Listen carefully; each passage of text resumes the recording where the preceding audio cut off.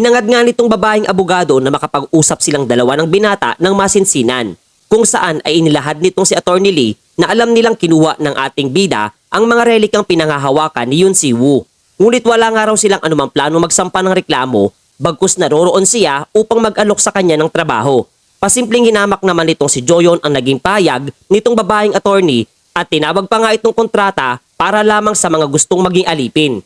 Binaliwala na lamang nitong babae ang kanyang pangahamak at kasabay na inalok siya ng $100 million bilang down payment at mataas na buwan ng pasahod. Dagdag pa nga nitong attorney na hindi sila manghihimasok sa personal na buhay ng binata at tangi ang pagsali sa kanilang grupo ang kanilang hinahangad. Ngunit pinutol naman nitong si Joyon ang kanyang pagsasalita at natanong kung ano ang mangyayari kung sakaling tatanggihan niya ang nasabing alok. Dagdag pa nga niyang alam niya na may binabalak laban sa kanya ang bossing nilang matanda. Naging seryoso naman ang pagsasalita nitong babae at sinabi na bilang isang taong may sapat na karanasan sa buhay ay nais diyang magbigay ng isang payo para sa batang kagaya niya. Kapag nakikipag-usap nga raw sa iba, ay dapat niyang pag-isipang mabuti ang kanyang mga bibitawang pahayag dahil makakatulong ito sa kanya at magiging mas madali rin para sa kanyang kausap. Sa ngayon nga daw ay babaliwalain na lamang niya ang kanyang mga naging pahayag na binitawan laban sa kanilang CEO. Bata pa nga raw etong si Joyon at bagya pa lamang nauunawaan ang takbo ng tunay na mundo para sa mga kagaya niyang matanda na. Tinanong nga rin niya etong ating bida kung naiisip nga raw ba nitong binata kung anong parusa ang maaari niyang matanggap mula sa kasong pagnanakaw. Gayun din, paano nga raw kung naisin nitong si Chairman Kwantay na ipataw ang naaakmang hustisya para sa isang kagaya niya. Nagbigay pa nga ito ng halimbawa na kapag may insektong namatay sa isang maliit na tindahan sa syudad ay literal na wala masyadong makakapansin. Napangiti na nga lamang etong si Joyon habang sinasabi nitong babae na ganoon din ang posibleng mangyari at mawawala maging ang mga taong konektado sa kanya nang walang anumang naiiwang bakas. At muling pinayuhan itong binata na huwag isipin na siya ay espesyal. Natawa na nga lamang etong si Joyon at sinabing ipinakita na rin sa wakas nitong babae ang tunay niyang kulay. Sapagkat mukhang sinabi nitong mamamatay siya kung hindi siya sasang-ayon sa kanilang gustong mangyari. Nagbigay nga rin siya ng isang payo para dito sa attorney na kapag haharap siya sa isang kalaban ay dapat nitong piliin ang katapat batay sa lakas niyang tinataglay at kung pinahahalagahan niya ang kanyang buhay. Kasabay nito ay inilabas niya ang bote ng zombie powder at sinabing ang maglalaho ng walang anumang iiwang bakas ay etong si Attorney Lee. Kinakabahan man etong babae ay natawa pa rin ito dahil alam niya sa sarili na hindi gagamit etong si Joyon ng anumang relika sa mismong lugar na maraming posibleng saksi.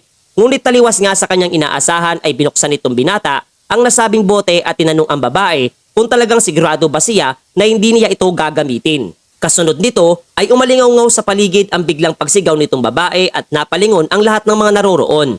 Pilit na pinupunasan nitong attorney ang pulbos na dumikit sa kanyang braso at galit na nagtanong kung nababaliw na nga ba etong si Joyon sapagkat hindi siya makapaniwalang gagamitin nito ang relika sa harapan ng publiko.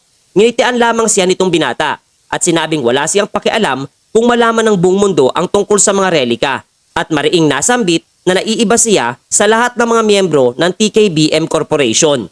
Hinarap nga niya ang mga taong nagvi-video at inutusan pa silang i-post ito online upang mag-viral.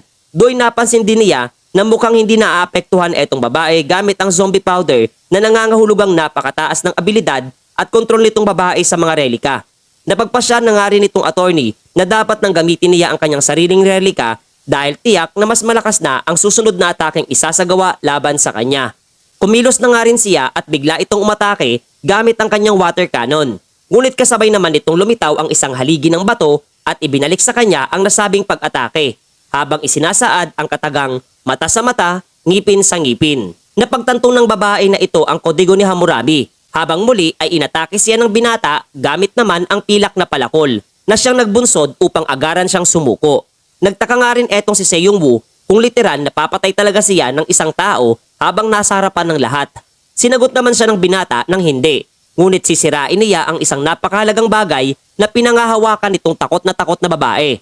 Kasunod nito ay nagkaroon nga ng isang napakalakas na pagsabog na agarang nagpaalerto sa mga empleyado at inakala pang isa itong teroristang pag-atake. Kasabay ng pagbibigay ng utos na isara ang buong lugar. Ngunit nabigla nga ang lahat nung ipinahayag sa kanila ng isa sa mga opisyalis na naroroon na nakatanggap sila ng balita na mayroong isang babaeng walang anumang saplot ang nangaharas ng mga pasaherong naghihintay sa airport. Napalihim ngang hindi nagugustuhan nitong si Chairman Kwon-tae na marinig mula sa isang tabi at agad na napagtanto na malamang ay kagagawan na naman ito ng ating pangunahing tauhan. Sa mga sandali ding iyon ay may napulot etong si Joyon na isang itim na kahon na naglalaman ng relika. Ayon nga sa system na itong araw ang tinta ng isang artista mula sa Monterey, Paris. Maya-maya pa ay nakarinig itong binata ng isang kakaibang tinig kung saan ay tinatawag nga siya upang sundan di umano ang direksyon ng kanyang boses. Kinakailangan nga daw niyang magmadali dahil ang lugar na kanyang kinaroroonan sa ngayon ay nalalapit ng balutin ng kaguluhan. Nakilala nga niya ito bilang ang boses ng uwak sa nakaraan. Gayon din naiinis etong si Joyon dahil bigla-bigla na lamang itong nagbibigay ng kautusan at siyang pinakarason kung bakit ang kaniyang kasalukuyang buhay ay tila ba maihalin tulad sa isang imitasyon ng laro. Kaya't dahil nga sa katigasan ng ulo nitong ating pangunahing tauhan ay mas minabuti na lamang nitong uwak na sadyang pagsisihan nitong binata ang hindi pagtugon sa kanyang naging kautusan. Kasabay nga noon ay biglang lumitaw mula sa likuran niyang bahagi etong si Chairman Kwon-tae at nawika na mukhang gumawa na naman ng isang panibagong kakaibang aksyon etong si Joyon na hindi naman tahasang tinanggihan nitong binata. Habang pasimpleng kinakabahan na etong alalay niyang si Seong-woo. Babati pa nga sana ito para sa matanda, subalit kaniyang napuna na hindi na magawang kumilos pa ng kanyang katawan na nagbigay ng pagkabahala para dito kay Joyon. Lalo na nung nagsimulang lumapit si Chairman Kwon-tae at agad nagpakawala ng kanyang malakas na aura sa paligid. Mabilis namang umatake ang binata at tinutukan siya ng isang patalim na punyal sa kanyang bahaging leeg. Kasabay noon ay binalaan niya ang matanda na huwag masyadong abusuin ng kapangyarihan lalo na sa mga tauhan ng iba. Napangisi na nga lamang etong si Chairman Kwon-tae at bagyang pinuri ang kakayahan ng binata. Ngunit sinabi din nitong hindi na rin siya magpipigil pa. Ayon pa nga sa matanda na mayroon siyang napag-alamang propesiya na nagsasaad na balang araw di umano ay malalaman ng mundo ang tungkol sa mga relika at hanggat maaari ay ayaw niyang mangyari sana ang bagay na iyon. Nagsimulang maglabas siya ng kulay lilang kidlat at sinabing aalisin niya sa kaniyang landas ang lahat ng mga nakakaalam ng patungkol sa mga relika at kasabay na inatake etong si Joyon. Ngunit laking gulat nga niya dahil hindi man lamang naapektuhan itong ating pangunahing tauhan lalo na't ang kapangyarihan na ginamit niya di umano ay nagagawang ipadala sa ibang dimensyon ang sino mang kanyang mapipiling target. Nakangiting ipinakita naman itong binata ang mga tiket na relika na una niyang ninakaw mula dito sa matanda, kani-kanina lamang. Hinamak nga siyang muli ng ating pangunahing tauhan at nawika pa ngang gagamitin nga raw niya ang mga nasabing relika ng mas maayos na talagang hindi naman ikinatuwang marinig nitong matanda mga master. Sa mga oras na iyon ay lumitaw ang isang mensahe mula sa system para sa binata at inilahad nito na muling tumaas ang kanyang kakayahan pagdating sa pandurukot. Ngunit kasabay nito ay kanyang napagtanto na masyadong malakas ang relikang tiket para kontrolin habang nasa kasalukuyang estado. Muling naglabas ng napakalakas na enerhiya etong si Chairman Kwon-tae at binigyang diin na isang malaking pagkakamali ang lumaban sa kanya etong si Joyon. Naging seryoso ang pagmumukha nitong binata at nawikang alam niyang nagmamay-ari ng napakaraming napakalakas na iba't ibang uri ng mga relika at isa na dito ang tinatawag na Conqueror's Relic etong matanda. Isang araw itong klase ng relika na nagagawang kontrolin at dominahin ang isipan ng ibang tao hanggang sa sila ay tuluyang maging tapat sa matanda. Ayon pa nga dito sa binata na isa nga din daw itong klase ng parasitic type relic na matatagpuan sa nakatagong parte ng katawan nitong matanda. Naisin man daw niyang magsaliksik hinggil dito sa pamamagitan ng pagputol ng mga braso at hita nitong si Chairman Kwon-tae ay mahihirapan siyang isagawa ito dahil nagtataglay din itong matanda ng armor type relic. Pasimpleng pinaalala nga nitong si Joyon na hindi ba't ayaw nitong matanda na kumalat ang anumang impormasyon patungkol sa mga relika. Subalit siya din naman ang nagdudulot upang ito ay malaman ng buong mundo. Hindi naman nabahala etong si Chairman Kwon-tae sapagkat madali lamang itong mareresolba. Ngunit ang tanging malinaw nga daw para sa kanya ay isang malaking balakid etong si Joyon kung hahayaan pa niya itong mabuhay ng mas matagal. Kaya't kung nais pa nga raw nitong binata na mabuhay pa, ay kinakailangan nitong paglingkuran siya habang buhay. Naputol nga lamang ang kanilang interaksyon nung biglang lumitaw sa kanilang harapan ang isang kakaibang uwak na nagawang magsalita at inihayag na itigil na nga raw nitong dalawa ang kahangalan nilang isinasagawa. Dagdag pa nga nito na lubang napakadelikadong araw ang nasabing lugar dahil doon nananahan ang mga tinatawag na mababangis na aso at kapag hindi sila tuluyang nakinig sa kanya ay sinisigurado nitong magigising na ang mga nasabing nilalang mula sa kanilang mahimbing na pamamahinga. Ang paliwanag nga nitong uwak ay agad naunawaan nitong ating pangunahing tauhan at kanyang napagtanto na ang mga tinutukoy nitong mababangis na aso ay ang nabibilang sa mitolohiya ng Ehipto na may kaugnayan sa Diyos ng kamatayan na si Anubis. Subalit sa halip na mabahala ay ikinalugod pa nga ito nitong pasaway na matanda at kanyang nawika na matapos niyang maidispatcha etong si Joyon ay kanyang isusunod na kunin ang mga nasabing relika at muling nagpakawala ng kanyang malakas na kapangyarihan.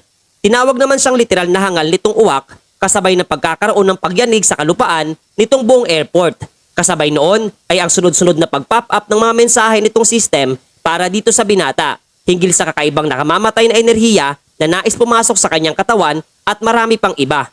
Kasunod nito ay nagsimulang lumitaw ang mga relika na maaaring magdulot ng apocalypse. Agad na nasira ang airport at napalitan ng mga sinaunang istrukturang Ehipsyano na ayon pa nga kay Joyon na malamang ay ito nga raw ang libingan ng mga relika ni Anubis. Sa ngayon nga raw ay malamang na dito na mag-uumpisa ang napakalaking delubyo na makakaapekto sa kanilang buong mundo na magsisimulang magsipagsulputan sa iba't ibang bahagi ng daigdig katulad ng Las Vegas, Tokyo, Seoul at marami pang iba. Takot na takot nga sa mga nangyayari itong kanyang mga alagad lalo na itong si Seiyong-woo kung kaya't kaniyang ipinaliwanag dito na sa kasalukuyan ay nakakulong sila sa isang mapanganib na libingan at upang makalabas ay kinakailangan nila itong i-clear. Pasimple pa nga niyang sinisisi etong matanda na siya di umanong punot dulo ng lahat dahil sa pagmamayabang nito ng kanyang kapangyarihang tinataglay. Naalala nga nitong binata na sa kanyang nakaraang buhay ay inabot siya ng 3 buwan para gawin ito. Ngunit ngayon, iba na ang sitwasyon. Ninais nga nitong binata na umpisahan na ang kanilang paggalugad sa nasabing libingan at plano ng tahakin ang kinaroroonan nitong tumatayong boss nito. Ngunit ang kanilang aksyon ay hindi naman nagustuhan nitong si Chairman Kontay na muling ginamit ang kanyang kapangyarihan sapagkat hindi niya nagugustuhan ang pag-iitsapwera sa kanya. Plano nga talaga nitong paslangin muna silang lahat at sarilinin ang lahat ng mga relikang maaaring makuha sa loob nitong libingan. Pinilit nga silang yumuko nitong matanda gamit ang kanyang kapangyarihan. Maging etong binata ay hindi nakaligtas sa lakas ng relikang ginagamit laban sa kanila habang abot tenga ang ngiti nitong si Chairman Kontay na pagmasdang nakaluhod sa kanyang harapan ang basura't bastos na binata na lubad di umanong nababagay para sa isang katulad niya. Desperado ngang nagtanong etong si Blandis sa kanyang bossing kung ano na ang kanilang gagawin sa kasalukuyan sapagkat kung magpapatuloy ito ay tuluyan silang mamamatay dahil sa tindi ng pressure na bumabaon sa kanilang katawan patungo sa kalupaan. Maya-maya ay may isang boses ang nagsalita at iniyayag na mukhang etong mga bastardong tao ay may potensyal na madomina ang mga kagaya nila na talagang ikinabigla nitong matanda gayon din ng ating pangunahing tauhan. Napatingin eto si Chairman Kontay sa direksyon nitong mga nilalang na nagsabi at ninais na malaman kung sino nga ba sila, subalit pagalit namang tinugon ang kanyang naging katanungan na sila di umano ang dapat magtanong at hindi itong matandang lalaki. Tuluyan namang nakalaya na mula sa kontrol ng relika nitong si Chairman Kontay etong binata at nauunawa ang isang god tier relic ang mga ito habang problemadong nasambit na bakit sa dami ng mga relika na kanilang makakaharap ay eto pang tinatawag na Set ang lumitaw. Ayon nga raw sa Egyptian mythology, etong nilalang na tinatawag na Set ay isa sa kanilang itinuturing na 9 na pangunahing Diyos. Dagdag pa nga nitong binata na itong mga relika ni Set na ayon pa nga sa kanyang pagkakaalala ay naging kilala ito dahil sa pagsira ng buhay ng sinumang magmamay-ari ng kanyang mga relika. Makikita ngang nagsalita din itong isa pang itim na figura at galit na nasambit na ang mapasunod na makagaya nilang tao ay lubang hindi kaaya-ayang isipin kung kaya't nararapat lamang na kanilang idispatcha ang mga ito. Nagarang sinang ayunan nitong si Set na galit pang nawika na kanilang ipapalasap sa mga tao ang kalunos-lunos na kamatayan. Sa paglitaw nitong itim na aso ay mas lalong naging seryoso ang pagmumukha nitong si Joyon dahil kaniyang kapwa agad nakilala ito bilang si Anubis at ang kwintas na nasa leg nito ay malamang na si Osiris na kapwa isa rin sa 9 na pangunahing Diyos ng Ehipto na tagapangasiwa ng fertility at sa kabilang buhay. Habang etong si Anubis naman ay ang Diyos ng kamatayan na siya ring gumagabay sa mga kaluluwa patungo sa kanilang magiging himlayan. Medyo napangitingan ng bahagya itong ating pangunahing tauhan sapagkat hindi talaga niya lubos maisip na lilitaw sa kanilang harapan ang 3 god tier relics. Nasambit pa nga nitong si Anubis na ano nga daw ba ang magandang pagsubok na kanilang dapat ibigay para sa mga ito na magbibigay sa kanila ng lubos na kasiyahan habang pinagmamasdang nahihirapan ang mga walang kwentang tao. Agaran namang kinundin na nitong si Set ang naging pahayag ni Anubis, subalit binigyang diin naman ito na mas lalong ikinagalit ng kasamahan niyang Diyos na kahit papaano ay magkaroon siya ng dignidad. Sa gitna ng kanilang pagtatalo ay makikitang napangiti etong ating pangunahing tauhan dahil kaniyang napag-alaman ang isang interesanteng impormasyon mula sa system. kung saan inilalahad nito na dahil sa aurang puno ng pagkahayok ang bumabalot sa kanilang buong paligid ay nagdulot ito upang muling mag-level up ang kanyang immunity sa mga relika. At alam nga rin itong si Joyon na walang plano etong mga bastardong aso na palabasin sila ng buhay sa loob nitong libingan. Sa mga oras ngang iyon ay napagpasyahan na nitong dalawang Egyptian gods na etong si Set ang unang gagawa ng pagkilos at kaniyang napagpasyahan na ang pinaka-naaakmang pagkilos laban sa mga mahihinang nilalang na kagaya nitong binata ay ang ipadama ang nakakadurog na lakas ng aura na kanyang tinataglay na talagang nagbigay ng pagkabahala para dito sa ating pangunahing tauhan, mga master. Nagsimulang maglabas ng napakalakas at nakasusulasok ng masamang enerhiya ang mga itinuturing na Diyos na agarang naging sanhi upang dumugo ang ilong ng mga alagad nitong si Joyon at bumagsak sa lapag. Sa gitna ng mga nangyayari ay makikita nating nananatiling nakatayo pa rin etong binata at dahil ito sa tulong ng kanyang immunity skill. Agaran niyang inatasan ang kanyang mga alipores na lisanin na ang naturang lokasyon sapagkat tiyak na kamatayan lamang ang naghihintay di umano sa mga kagaya nilang walang silbi. Bagamat nasaktan etong si Seiyong-woo sa naging payag ng kanilang bossing ay aminado siyang tama rin ito at mas minabuting sundin na lamang ng walang anumang pag-aalinlangan. Makikita nating nakaload sa lapag at hindi makapaniwala etong si Chairman Kontay dahil tila ba ayos lamang etong binata habang nasa ilalim ng napakalakas na pag-atake nitong si Seth. Hindi naman pinalagpas nitong si Joyon ang pagkakataon at sinabi niyang marahil ay dahil ito sa laki ng agwat ng kanilang kakayahan. Nagulat naman etong si Seth dahil sa ipinamalas nitong si Joyon habang bahagya namang kinutya nitong si Anubis ang abilidad ng kasamahan niyang Diyos. Ngunit kasabay noon ay kaniyang napuna ang isang pamilyar na bato na wala ngang iba kundi ang kodigo ni Hammurabi. Gayon din ang isang kakaibang amoy mula sa binata. Natawa na nga lamang etong dalawang Diyos at hinamak ang di umano ay dihamak na mas mababang uri ng relika, gayon din nagbanta na titiyakin nila di umanong pagsisisihan nitong ating pangunahing tauhan ang isiping magagawa niyang tapatan ang lakas nilang tinataglay at muling nagpakawala etong si Seth ng napakalakas na pag-atake. Ngunit hindi naman natinag etong si Joyon at ginamit ang kodigo ni Hammurabi upang ibalik ang kaniyang sariling lakas laban sa kanila na matagumpay na nagdulot ng pinsala laban dito sa dalawang Egyptian gods. Ayon pa nga sa binata na itong araw ang resulta ng pangmamaliit sa kanyang abilidad. Dahil dito ay napagtantunan nitong si Anubis na hindi sapat na tanging aura lamang ang kanilang gagamitin laban sa ating pangunahing tauhan at plano ngang gamitin ang kapangyarihang tinataglay nitong si Seth na agad namang nagpahayag ng hindi pagsang-ayon sa gusto ng kanyang kasamahang Diyos. Dahil nagdudulot nga raw ito ng pag-igsi ng kanilang lifespan. Dagdag pa nga ni Seth na nakatitiyak nga raw siya na ang amoy na kanyang napuna mula dito sa binata ay ang amoy ng traidor na uwak na naghangad na tulungan ang mga tao na hindi naman makuwang paniwalaan nitong si Anubis. Galit namang binigyang diin nitong si Seth na imposibleng magkamali ang kanyang pang-amoy at nakasisiguro siya sa bagay na iyon. Habang ang pagtatalong nitong dalawa ay pasimpleng inoobserbahan nitong si Joyon mula sa isang tabi. Ayon pa nga sa binata na batay sa mitolohiyang Ehipto ay gumawa etong si Seth ng kakilakilabot na bagay. Sapagkat dahil nga sa matinding inggit na nadarama para kay Osiris ay nagawa niyang paslangin maging ang kanyang kapatid. Mukhang literal nga daw na mga kwentong na isulat sa nakaraan ay nakakaapekto sa paraan ng pakikipag-ugnayan at komunikasyon ng mga relika sa isa't isa. Kaya't nawikan nitong ating pangunahing tauhan na ang ganitong mga senaryo ay lubos na papabor para sa isang kagaya niya. Ang kanyang kakatuwang pagkilos nga ay napuna rin nitong si Anubis at sinabihan etong si Seth na mukhang may binabalak laban sa kanila itong individual na kanilang karap. Kasabay ng pagsambit na siya na nga raw ang bahalang lumaban sa ngayon. Pagkawika nga niya sa naturang pahayag ay agarang binalot ng nakakasilaw na liwanag etong kinaroroonan nitong gulat na si Joyon. Nagsimula siyang mahulog sa isang tila ba walang katapusang hukay habang isinasaad ni Anubis ng isang tulad niyang hambog ay hindi kailanman makakapasa sa kanyang mga inihandang pagsubok. Lumipas pa ang ilang sandali at napuna nitong binata ang isang napakalaking timbangan. Do'y lumitaw etong si Anubis bilang isang higante sa harapan niya at sinabing ito ang timbangan ng hustisya at kanila nang sisimulan ang magiging paglilitis. Bagyang napangiti etong binata sapagkat napagpasyahan nga raw nitong si Anubis na gamitin ang kanyang pinakaalas at kung may papasa niya ang lahat ng mga ito ay tiyak na mapapasa kamay din niya etong itim na asong ulol na nasa kanyang harapan. Napaisip etong si Joyon sapagkat dahil hindi siya naaapektuhan ng aura ng mga relika ay nagpa siya itong kumilos ng naiiba na siyang nagbigay para sa kanya ng magandang pagkakataon. Muli niyang naalala ang dati niyang buhay kung saan ay nakilala niya ang nagmay-ari ng relika ni Anubis. Sinabi nga raw nito na magtatanong ang naturang relika ng serye ng mga katanungan at kinakailangan lamang sagutin ang lahat ng hindi. Hindi na nga raw niya maalala pa ang mga eksaktong katanungan pero sinabi nitong dati nagmay-ari na napakadali lamang ng mga ito. Kaya't kung madali nga daw ito para sa isang bata ay wala siyang dapat pang ipag-alala. Kasunod nito ay lumitaw ang mga hukom sa itaas na bahagi ng binata at sinabi sa kanya ni Anubis na magsisimula na siyang tanungin ng 42 katanungan.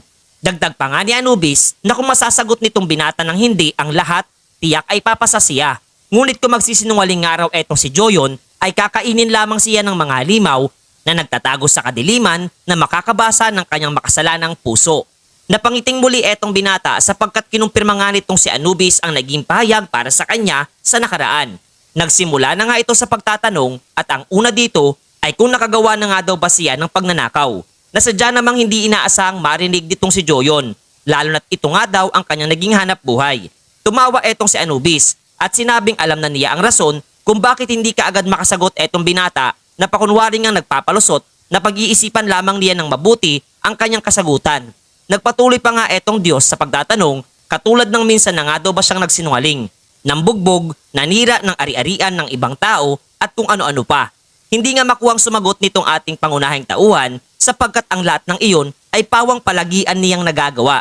Naiinis nga siya dahil doon lamang niya naunawaan na ang mga naturang katanungan ay sadyang naaakma lamang para sa mga bata na inosente pa ang mga isipan. At dahil hindi rin ito magtatagal pang mabuhay para maisagawa ang mga nasabing bagay.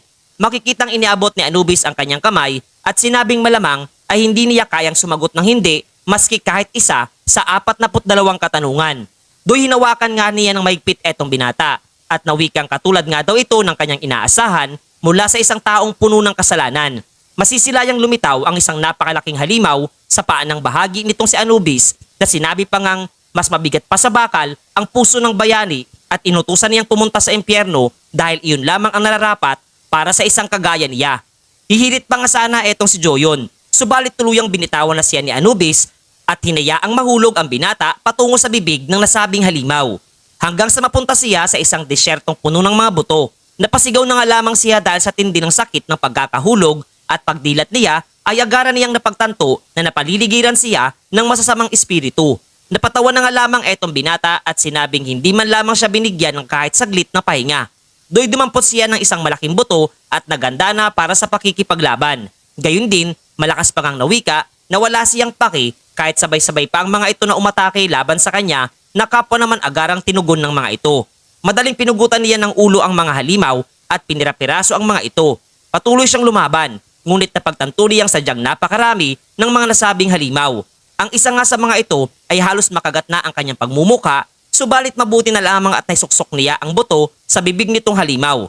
Bumagsak silang dalawa sa buhanginan, habang tila ba nagsisimula ng sumagi sa isipan nitong si Joyon kung sadyang dito na tuluyang magwawakas ang lahat para sa kanya.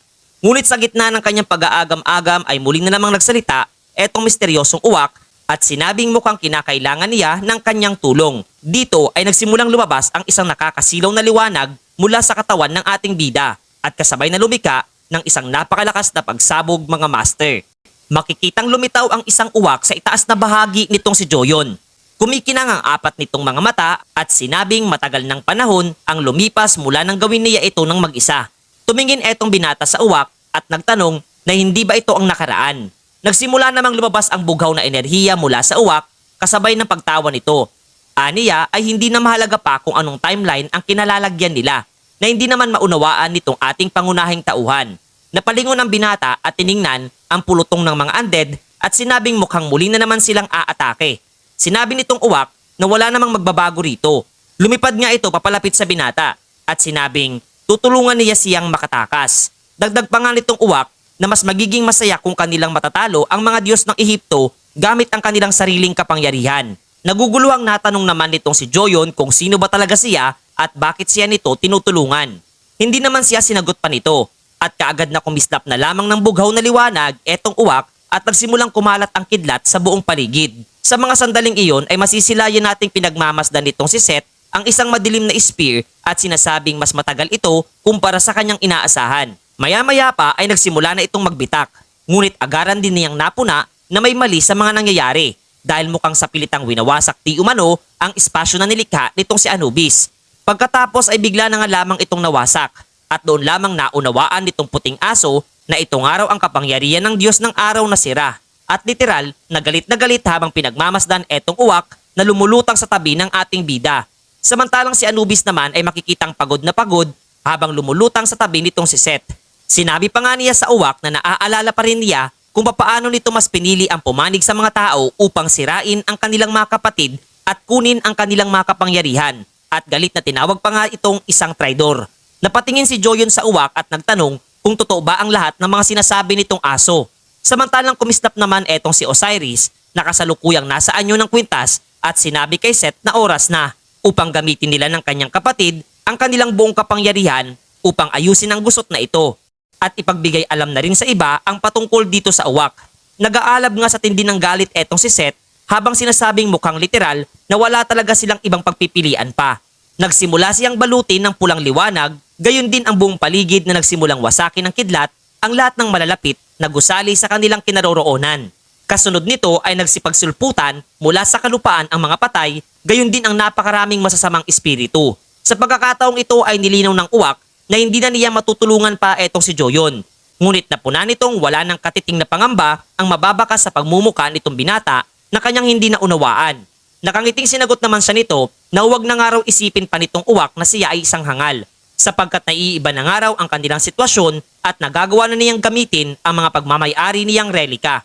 Payag pa nga nitong ating bida na alam niyang naririto sa kasalukuyan ang mga tunay na kaanyuan ng mga nasabing relika na hindi magagawang gumalaw batay sa kanilang kagustuhan.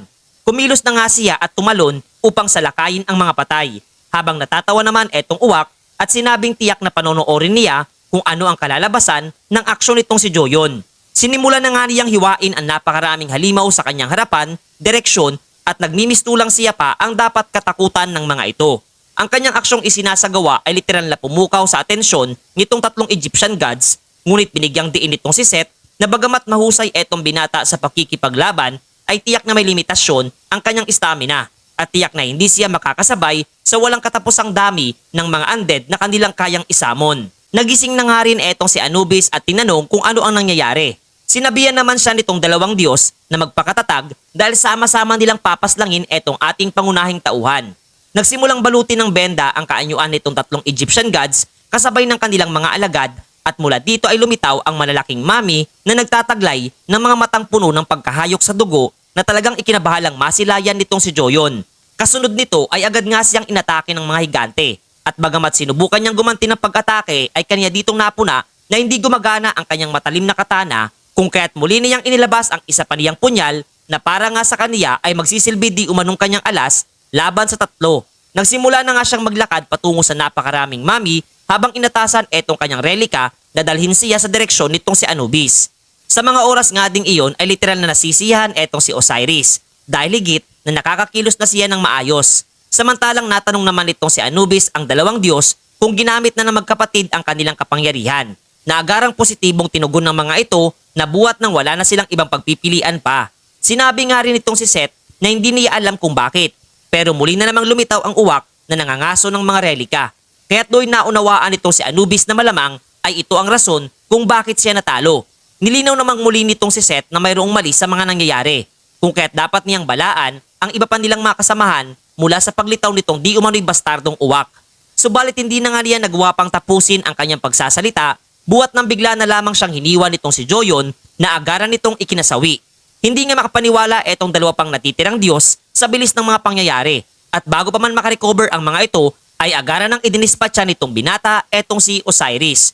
Gulat na gulat nga etong si Anubis sa aksyon nitong ating pangunahing tauhan, ngunit maging siya ay hindi rin nakaligtas at hiniwa ang kanyang katawan na nagtatago sa makapal na benda na siyang naging sanhi upang malantad ang tunay niyang kaanyuan.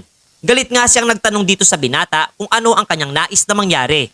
Sumagot naman ito na wala siyang espesyal na dahilan at saka hiniling na ulitin ang naging pagsubok para sa kanya dahil mali di umano ang naunang resulta. Inihayag naman itong si Anubis na hindi pa niya ito kailanman ginawa para sa isang tao ng 2 beses at tiyak din lamang na hindi rin siya makakapasa. Ngunit hindi naman natinag etong si Joyon at sinabing sa pagkakataong ito ay tiyak na hindi siya babagsak pa.